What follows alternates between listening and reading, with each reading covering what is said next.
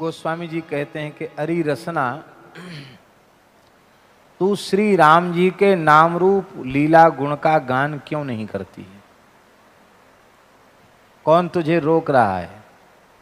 क्या बाधा है? क्या परेशानी है? तू बोलना तो जानती है, बोलती तो रहती है।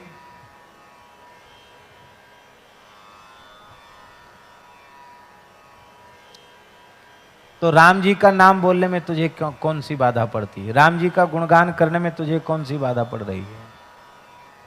महाराज जी, पुराण का श्लोक है, इस संसार का सबसे बड़ा आश्चर्य क्या है? ये आवाज गूंज रही, इसको ठीक करो। इस संसार का सबसे बड़ा आश्चर्य क्या है? लोग कहेंगे दुनिया में 7 आश्चर्य हैं। हमारे यहाँ का ताजमहल भी लोग कहते हैं एक आश्चर्य है, 7 आश्चर्य में एक आश्चर्य है। ये सब कोई आश्चर्य नहीं है। लोक की दृष्टि में ये आश्चर्य हो सकते हैं, संतों की दृष्टि में ये कोई आश्चर्य नहीं। संतों की दृष्टि में सबसे बड़ा आश्चर्य यह है कि सुलभम भगवन नाम जिह्वा च वशवर्तिनी तथापि नरकम यान्ति किमाश्चर्यमतः परम। भगवान का नाम सभी प्राणियों को सुलभ है। आप ये नहीं कह सकते कि हम तो रूस में रहते हैं, जर्मन जापान में रहते हैं, अफ्रीका में रहते हैं, हमको भगवान का नाम लेने में बाधा। हमको सुलभ नहीं, सबको धरती के किसी भी कोने में रहकर भगवान नाम लिया जा सकता है। और जिह्वा च वशवर्तनी, जिह्वा हमारे बस में है, फिर भी हमको नरक में जाना पड़ रहा है। 84 लाख योनियों के चक्कर लगाने पड़ रहे हैं। इससे बड़ा आश्चर्य इस संसार का कोई दूसरा नहीं है।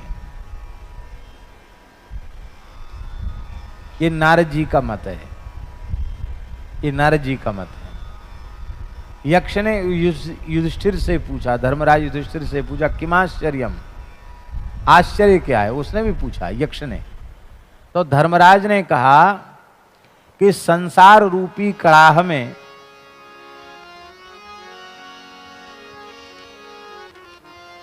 त्रिविध ताप से तापित जीव उबाले जा रहे हैं।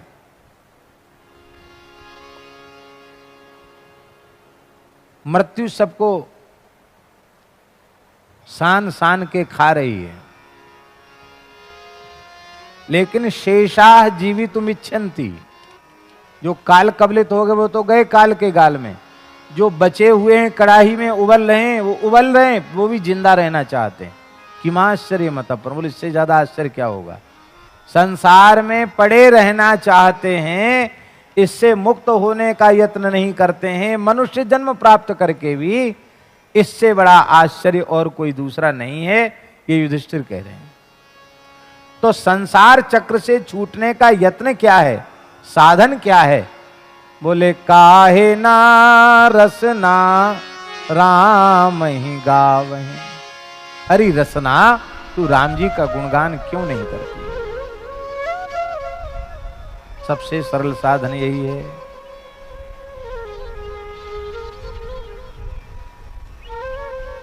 राम जी का गुणगान तो नहीं करती, और क्या करती है? बोले निस दिन पर अपवाद, दूसरे की निंदा। अपवाद माने होता है गंदगी फैलाना। अपवाद का मतलब क्या होता है? लोकापवाद है, बदनामी। संस्कृत में उसको अपवाद कहते हैं और लोक भाषा में उसको बदनामी कहते हैं।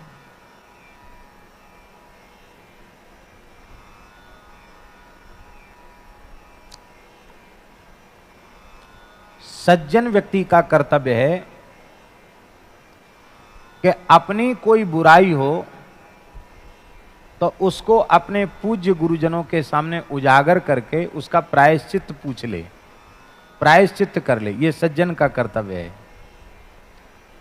और किसी की भी बड़े से बड़ी बुराई, बड़े से बड़ा दोष सुनाई पड़ जाए या दिखाई पड़ जाए तो उस गंदगी को आगे न फैलावे, वहीं खत्म कर दे उसको।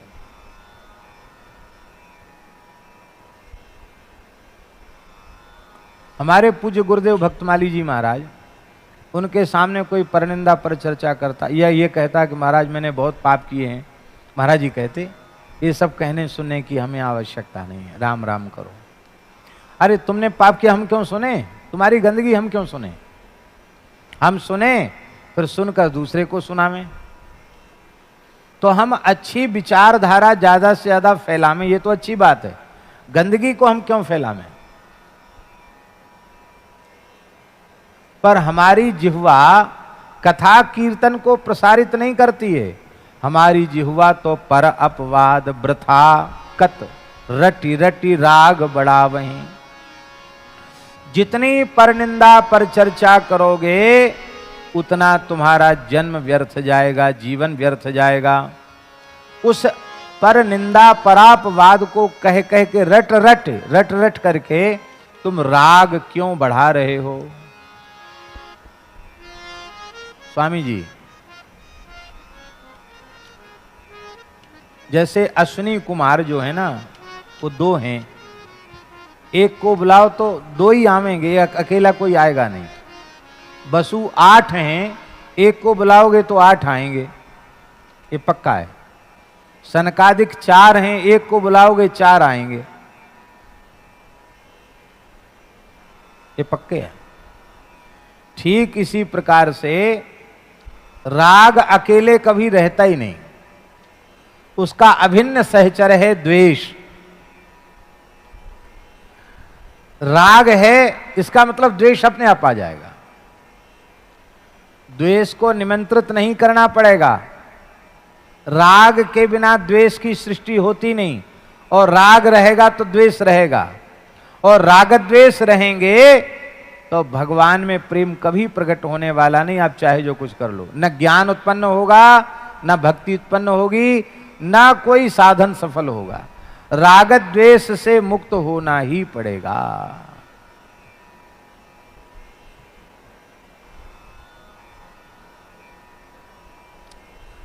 राग रहित होना बहुत आवश्यक है। ये राग द्वेष हैं क्या? बोले ये राग द्वेष उल्लू हैं। कौन है ये? राग द्वेष उल्लू हैं, उलूक पक्षी हैं, राग द्वेष उल्लू हैं। और उल्लुओं का अस्तित्व दिन में नहीं रहता। कब रहता अस्तित्व? रात में। दिन में तो उल्लुओं को दिखता ही नहीं। जिन भगवान सूर्य नारायण के प्रकाश में सबको दिखता है, उल्लुओं की दृष्टि में तो सूर्य का अस्तित्व ही नहीं है। पूज्य बक्सर वाले मामा जी कहते थे कि एक बार अखिल ब्रह्मांड स्तर का उलूक सम्मेलन हुआ, उल्लुओं का सम्मेलन। अखिल भारतीय नहीं, पूरे ब्रह्मांड के उल्लू एक जगह इकट्ठे हुए और उन्होंने बड़ा लंबा चौड़ा शास्त्रार्थ किया और इस सर्वसम्मति से घोषणा कर दी कि सारी दुनिया झूठ बोल रही है कि सूर्य सूर्य सूर्य कुछ नहीं। सूर्य नाम की कोई वस्तु इस ब्रह्मांड में है ही नहीं। तो मामा जी कहते थे, क्या उल्लुओं के अधिवेशन में फैसला कर देने से सूर्य का अस्तित्व मिट जाएगा? तो बोले उल्लुओं की कमी है। बोले कमी उनकी भी नहीं है, उन बेचारों को दिखता ही नहीं सूर्य। ध्यान में आई बात? नहीं आई। जब तक संसार रहेगा, शरीर रहेगा, शरीर और संसार दो नहीं है, एक ही है, जाति एक ही है इनकी। वो तो स्पष्ट करने के लिए शरीर संसार कह दिया जाता। शरीर माने संसार, संसार माने शरीर, दोनों प्रकृति है। प्रकृति से अलग तो नहीं है। प्रकृति को ही पिंड शरीर कहते हैं, अब प्रकृति को ही ब्रह्मांड कहते हैं, संसार कहते हैं। दोनों में भेद नहीं है। जब तक शरीर संसार रहेंगे तब तक राग द्वेष रहेंगे। पूरी तरह राग द्वेष मिट जाएगा तो संसार समाप्त हो जाएगा।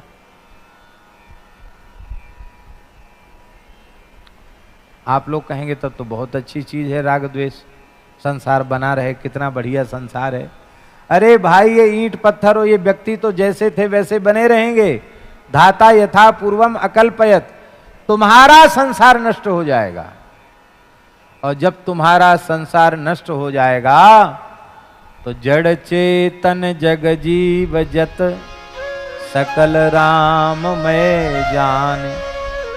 बंदऊं तिनके पद कमल सदा जोरि जुग पान। सिय राम मैं सब जग जानी करऊं प्रणाम जोरि जुग पानी।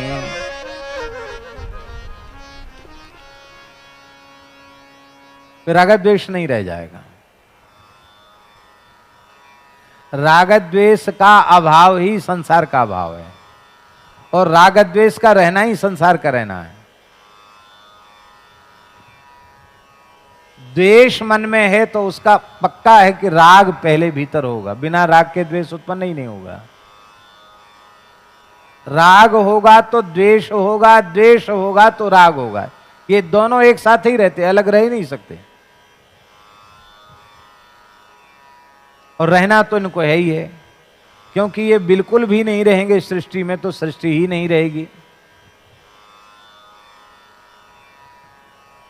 संस्कृति का चक्र ही अवरुद्ध हो जाएगा। तो इन उल्लुओं को अंधा हम कैसे बनावें?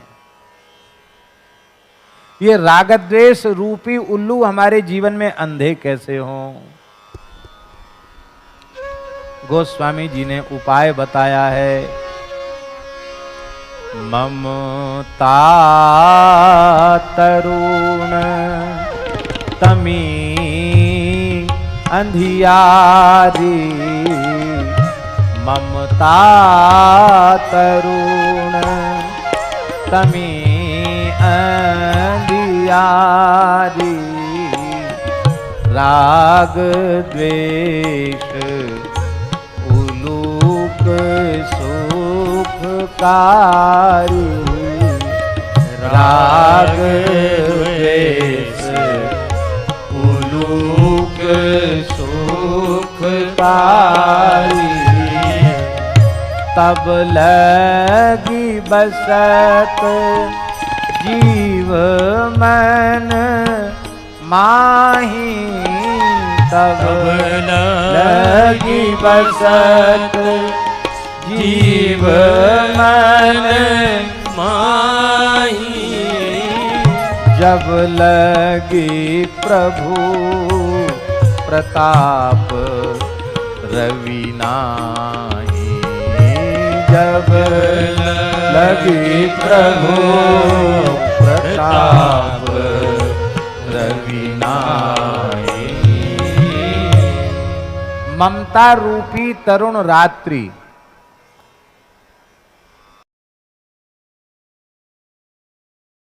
रूपी उल्लू बड़े सुखी रहते हैं।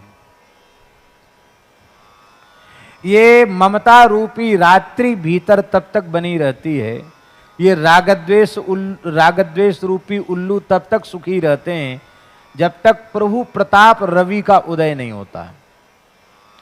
ये प्रभु प्रताप रवि क्या है? यह है भगवन नाम, भगवत चरित्र, भगवत लीला। यही है प्रताप रवि। श्री नाम का आश्रय लिए बिना और भगवान की मंगलमयी लीलाओं का, कथाओं का आश्रय लिए बिना, लीला कथा का आश्रय लिए बिना, ये बात बिल्कुल पक्की है, भगवान के प्रभाव प्रताप स्वभाव रूपी सूर्य का उदय हृदय में नहीं होगा, नहीं होगा, नहीं होगा।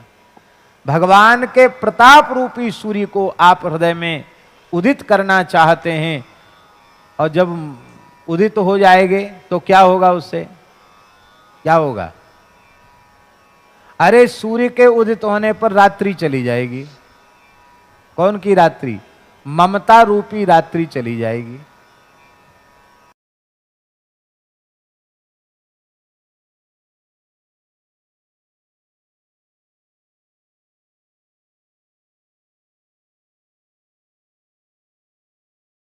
रात्रि के विदा होते ही समता रूपी सवेरा हो जाएगा। समोहम सर्वभूतेषु न मे द्वेष्योस्ति न प्रियः, ये है समता। समोहम सर्वभूतेषु, ये समोहम सर्वभूतेषु, ये समता का सूर्य उदित हो जाएगा। समता का सूर्य उदित हो जाएगा।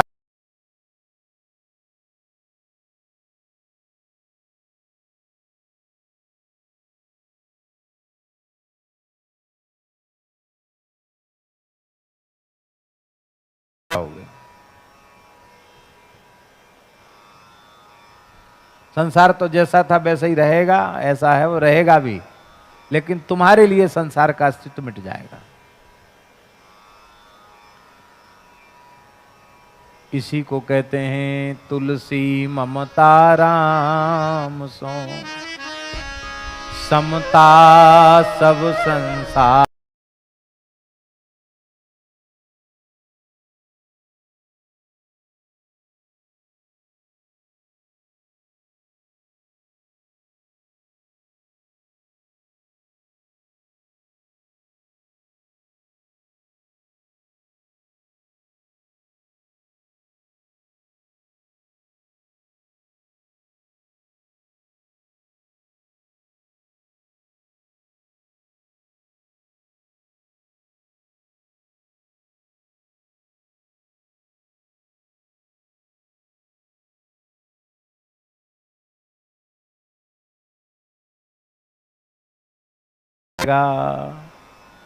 इसलिए तू राम नाम का जप क्यों नहीं करता है, राम नाम को रटता क्यों नहीं है? देखिए, राम नाम लेने में कोई बाधा नहीं, और उस राम नाम को तुम लेते नहीं हो। पर निंदा पर चर्चा में अपनी जिह्वा को तिरस्कृत कर रहे हो, नष्ट कर रहे हो। राग बढ़ा, वही राग को बढ़ा रहे हो, द्वेष को बढ़ा रहे हो। तुम स्वयं संसार के चक्र में पिस रहे हो, जा रहे हो, कूद रहे हो। संसार की आग में कोई धकेल नहीं रहा तुमको। तुम स्वयं अपनी जिह्वा का दुरुपयोग करके, परनिंदा पर चर्चा करके, अपनी जिह्वा को जिह्वा का तिरस्कार करके, रसना का तिरस्कार करके तुम स्वयं नरक की ओर जा रहे हो। अरे भले आदमी, विचार तो करो। नर मुख सुंदर, कितना सुंदर मनुष्य का मुख तुमको मिला है। भेड़ बनते तो कीर्तन कर पाते? भैं भैं ऐसे करना पड़ता। बकरी बनते तो मैं ऐसे करना पड़ता। गधा बनते तो हेंचू हेंचू करना पड़ता। सुअर बनते तो स्वर की आवाज निकालनी पड़ती। हम कोई सब आवाज निकालना जानते नहीं है, पर राम राम तो नहीं कर पाते। कितना सुंदर भगवान ने मनुष्य का शरीर दिया है, कितना बढ़िया मनुष्य का मुख दिया है, कैसी सुंदर जिह्वा दी है। कितने विविध राग रागनियों में लोग अपने कंठ से स्वर निकालते हैं। ये जितने बाजा बने हैं ना संसार में, मनुष्य के बने, वो सब बाजे पीछे हैं। ये बाजा सबसे ऊंचा बाजा है। कंठ से श्रेष्ठ कोई बाजा नहीं, जिह्वा से ऊंचा कोई इंस्ट्रूमेंट नहीं, कोई वाद्य नहीं। आप सब कुछ इससे निकाल सकते हो।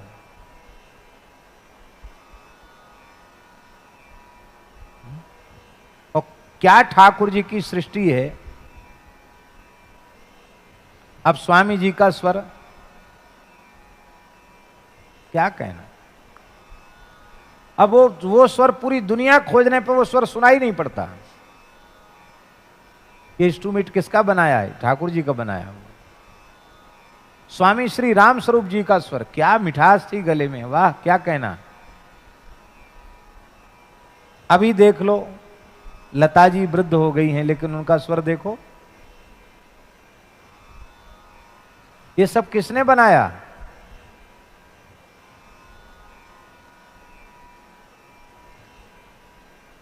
गवैया भी, लोक संगीत गाने वाले भी एक से एक हुए। कम समय तक जीवित रहे मुकेश जी, लेकिन उनका स्वर देख लो।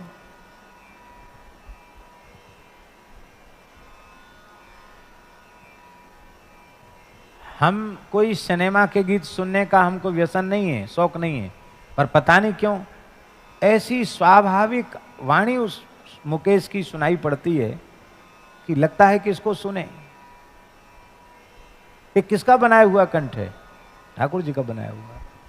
इतना सुंदर मनुष्य का शरीर भगवान ने तुम्हें प्रदान किया है, इतनी सुंदर जिह्वा दी है, इतना सुंदर कंठ दिया है, फिर भी तुम परनिंदा परचर्चा में समय बर्बाद कर रहे हो। अपने कंठ से, अपनी जिह्वा से भगवान नाम को गा नहीं रहे हो। बहुत से लोग एक बात कहते हैं, क्या करें महाराज जी, हमको गाना नहीं आता है। बहुत से लोग कहते हैं हमको गाना, ठीक है मान सकते हैं हम, क्योंकि आपने संगीत पढ़ा नहीं, संगीत सीखे नहीं, तो आप कह सकते हैं कि हमको गाना नहीं आता। पर सच्ची बात यह है कि दुनिया में ऐसा कोई मनुष्य नहीं है जिसको गाना ना आता हो। जब तरंग आएगी ना तो शौचालय में गाने लग जाओगे, तरंग आएगी तो बाथरूम में स्नान करते करते गाने लग जाओगे। हाँ, अरे सोते सोते सपने में गाने लग जाओगे। तरंग कोई रोक नहीं पाएगा, तरंग आएगी तो भले ही उसका स्वर चाहे जैसा हो। गाता हर व्यक्ति है, जैसे हर व्यक्ति रोता है ऐसे ही हर व्यक्ति गाता है। बहुत से लोग कहते हैं कि हमको नाचना नहीं आता। नाचो, अरे कि हम नाचना नहीं आता। अरे 84 लाख योनियों में नाचे ही तो रहे हो, और क्या कर रहे हो? चलो वैसा नाचना नहीं आता तो ऐसा भी कोई मनुष्य नहीं है भैया जी जो 24 घंटे में कभी न कभी थिरकता ना हो। भले ही जिन लोगों को बहुत लाज शर्म लगती है तो वो भीतर नाच लेते हैं, और नहीं नाचेंगे तो ऐसे ऐसे तो कर ही लेंगे। वही तो नाचना हुआ। अरे पांव हाथ नहीं नचे, सिर तो नच गया कि नहीं नच गया। पर ठाकुर जी के सामने नहीं नाचते, ठाकुर जी के सामने नहीं गाते, ठाकुर जी के सामने नहीं बोलते, और टर टर टर टर करते रहेंगे, बक बक करते रहेंगे। नख सिख नर मुख सुंदर, कितना सुंदर मनुष्य का मुख है। नर मुख सुंदर मंदिर पावन, ये मंदिर है। मंदिर किसको कहते हैं महाराज जी? जिसमें भगवान विराजते हैं उसको मंदिर कहते हैं। किसको कहते हैं मंदिर? जिसमें भगवान विराजे वो मंदिर। इसमें भगवान बैठे कि नहीं तो मंदिर है कि नहीं? इसलिए भागवत जी में लिखा है द्वितीय स्कंध में, मनुर्मनीषा मनुजो निवासः। परमात्मा, विराट पुरुष परमात्मा की बुद्धि का नाम है मनु। इसलिए मनु जो है वो भगवान की बुद्धि का नाम है मनु। मनु जो कुछ कहते हैं उसको स्वीकार कर लो, आदमी की बुद्धि नहीं है वो परमात्मा की बुद्धि है, सबके लिए कल्याणकारी है। मनुजो निवासः, ये मानव का शरीर भगवान का निवास स्थान। वैसे तो रहते भगवान सब में, पर ये भगवान ने रचपच के अपने घर अपने लिए बनाया है। इंजीनियर तमाम मकान बनाता है पर अपने लिए बनाता है तब पूरी इंजीनियरिंग वहीं लगा देता है। ऐसे भगवान ने अपने रहने के लिए बनाया तो बहुत बढ़िया नक्काशी, क्या कहना, अलग अलग तरीके की डिजाइन के दरवाजे। किसी के ये दरवाजे अलग हैं, किसी का ये दरवाजा अलग है, किसी का ये दरवाजा अलग है। हाँ महाराज, सब विचित्र विचित्र। एक सांचा बनाया और बनाने के बाद सांचे को ही नष्ट कर दिया, फिर नया सांचा। कितनी विलक्षण बात है। हम ये सोच लें कि ये मानव शरीर भगवान का मंदिर है, इसमें भगवान रहते, भगवान ने अपने रहने के लिए बनाया, तो कोई मनुष्य किसी मनुष्य की हत्या करेगा? कोई मनुष्य किसी मनुष्य की हत्या नहीं करेगा। बाहर की इमारतों के पीछे झगड़े होते हैं, जिनको लोग अपनी धार्मिक इमारत कहते हैं, उसके पीछे झगड़े होते हैं, तमाम लोग मर मिटते हैं। पर ये जो बाहर की इमारत है तो मनुष्य की बनाई हुई है, और ये इमारत किसकी बनाई हुई है? ये परमात्मा की बनाई हुई है। इस परमात्मा की बनाई हुई इमारत को नष्ट करने में तनिक भी लोग विचार नहीं करते। ये विचार आ जाए कि भगवान के बनाए हुए मंदिर हैं तो इन मंदिरों को कोई नष्ट नहीं करेगा। ये समझ में आ जाए कि ये शरीर भगवान का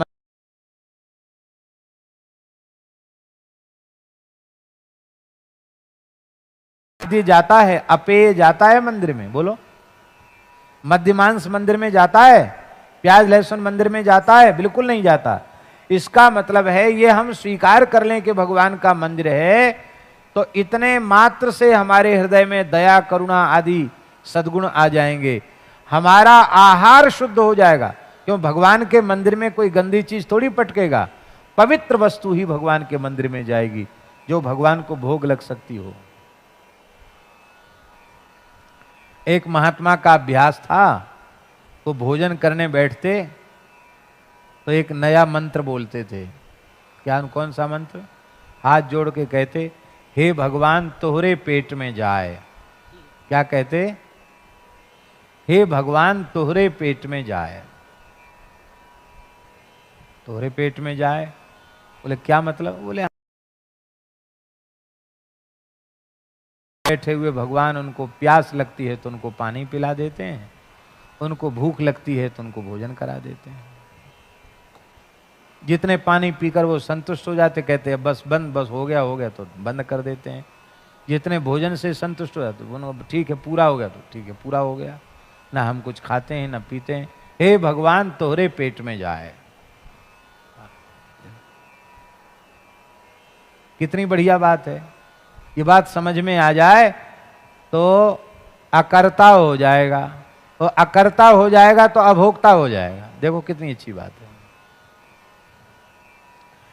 कितना सुंदर मनुष्य का मुख है, कितना पवित्र यह देह है, और उसमें तू रह रहा है। जिनका मंदिर है वो देवता भी इसी में है, और उस देवता का पुजारी जीवात्मा भी इसी में, उसी में तू रह रहा है। लेकिन फिर भी तू देवता की पूजा नहीं कर रहा है। ता ही लजा वही, मंदिर को लजा रहा है, देवता को लजा रहा है, देवता की कृपा करुणा का तिरस्कार कर रहा है। कहते तेरी हालत तो ऐसी है जैसे कोई चंद्रमा के समीप में रह करके और अमृत से वंचित रह जाए।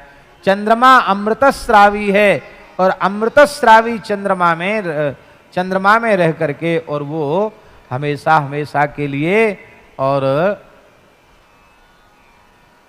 वंचित रह जाए, अमृत से वंचित रह जाए।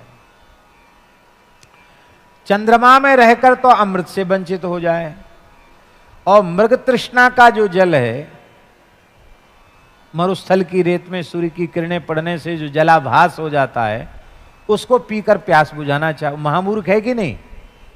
जिस चंद्रमा से अमृत झर रहा है उसको तो पिया नहीं, और अब मृग तृष्णा रूपी जल को पी करके अपनी प्यास बुझाना चाहता है।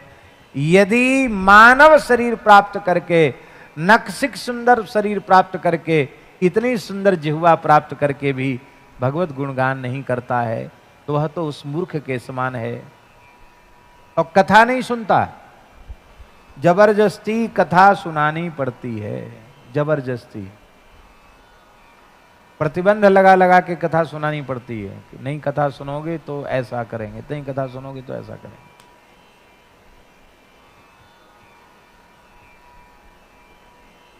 एक बुंदेलखंड के एक रामायणी जी थे, तो विनीत जी नाम था उनका। तो पूज्य हमारे महाराज जी भक्तमाली जी महाराज उनसे बड़ा प्रेम रखते थे। वो महाराज जी कभी उधर जाते तो कथा मतलब तो बुंदेली भाषा में कथा कहते थे। वो कहते थे हम तो बेलन खो नौन दे रहे, समझे नहीं समझे? बैलों को नमक देना, हम तो बेलन खो नौन दे रहे, यहीं से शुरू करते थे। बैल ऐसे नमक नहीं, अब नमक उनके स्वास्थ्य के लिए अच्छा है तो क्या करते हैं, एक बांस का पोला बांस रहता है उसको मुंह में उनके डाल देते हैं, और उस बांस की पुंगी में उसमें ऐसा वो लगा रहता है कीप जैसा, और उसमें डालते हैं नमक, तो नमक उनके कंठ में जाके नीचे उतर जाता है, उससे उनको फायदा होता है। तो जैसे बैलों को नमक दिया जाता है जबरदस्ती, नाथ पकड़ के खींच के, बोले ऐसे हम सबको बिठा के बेलन को नोन दे रहे हम।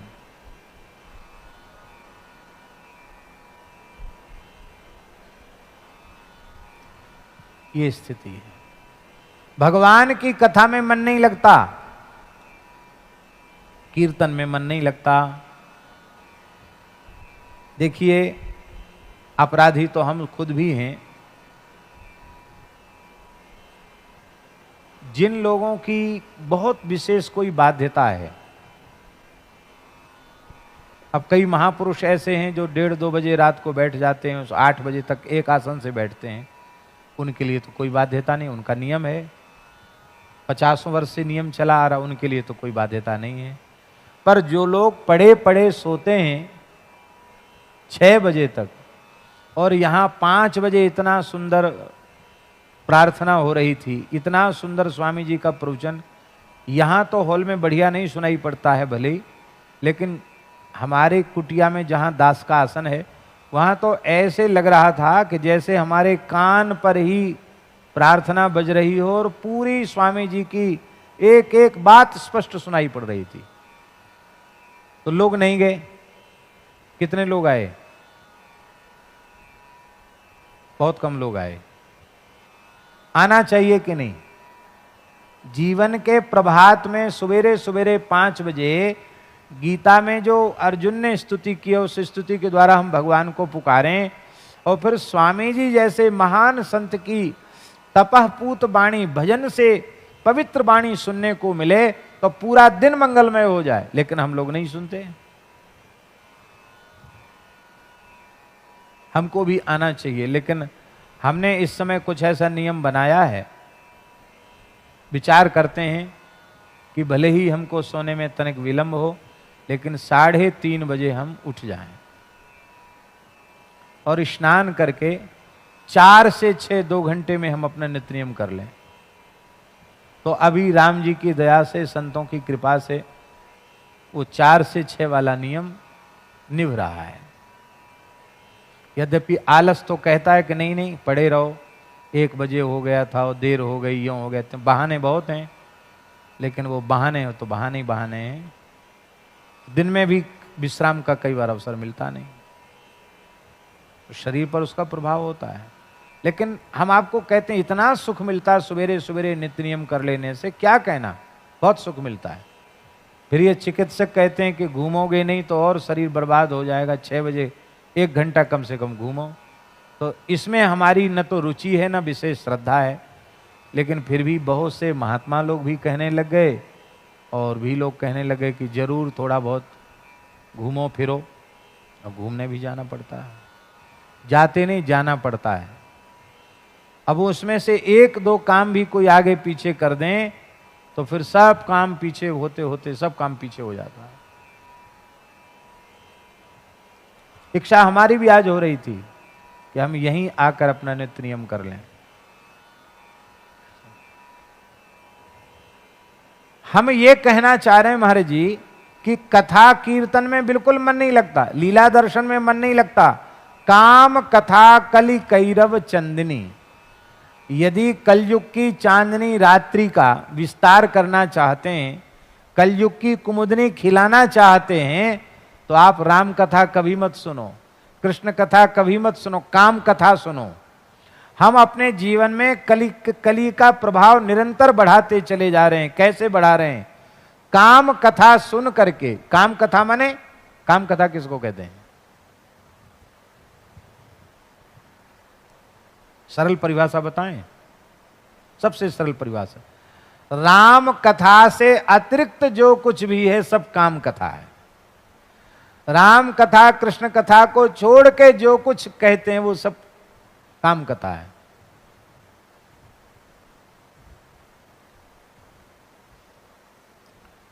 श्री आनंदमयी मां से एक बात पूछी गई, आनंदमयी मां से।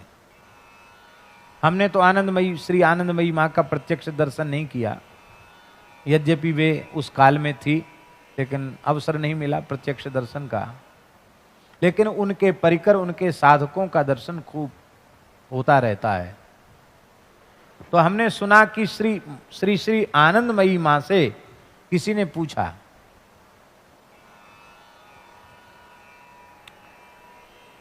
कि कथा का स्वरूप क्या है, तो उन्होंने कहा, आनंदमयी मां ने कहा, हरि हरिदास कथा कथा बाकी सब व्यथा। क्या कहा? हरि हरिदास कथा कथा बाकी सब व्यथा। माने भगवान और भगवान के भक्तों की चर्चा को ही कथा कहते हैं। इसके अतिरिक्त आप जो कुछ कहते सुनते हैं वो कथा नहीं, वो व्यथा है। तो उस काम कथा को कान दे के सुनते हैं। यहां बैठ के बढ़िया से बढ़िया माइक लगा है कथा में, ऐसे नींद आ जाएगी। और वहां बैठ के कोई उठपटांग चर्चा कर रहा है, यहीं से देखेंगे क्या कह रहा है, उसके होठ कैसे हिल रहे हैं, आंख कैसी मटक रही है, अरे ये कह रहा होगा। और लोग इतने अच्छे विचार कर लेते हैं, हाँ यही कह रहा होगा, ये पक्की बात है।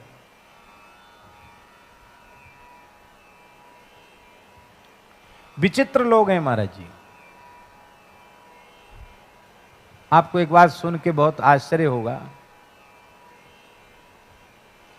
अब तो पता नहीं ऐसा होता कि नहीं, छोटे स्कूलों में खाली स्थान भरो, पेपर में आता रिक्त स्थान भरो। कक्षा 7 की बात बता रहे हैं हम। कक्षा 7 में पढ़ रहे थे, परीक्षा का अवसर था। तो दिल्ली में है, दिल्ली में बगीचा है, दिल्ली में ये है वो है, तमाम चीजें लिखी रहती हैं। और उधर कई चीजें लिखी रहती, उसमें एक में राइट लगाना है क्या है दिल्ली में। तो दिल्ली में कुतुब मीनार है। क्या? दिल्ली में कुतुब मीनार है। हमने पेपर में लिखा दिल्ली में, बीच में लिख दिया कुतुब मीनार है। और उस लाइन में गांव की इसकी बात है, वो तो कुर्सी टेबल नहीं होते थे, पेड़ के नीचे परीक्षाएं हो जाती थी। उधर बैठा था एक लड़का, अहीर का, यादव का। उसने ऐसे उजक उजक के देखा वहां से उसको समझ में नहीं आया क्या, तो उसने लिखा दिल्ली में कुतिया बीमार है।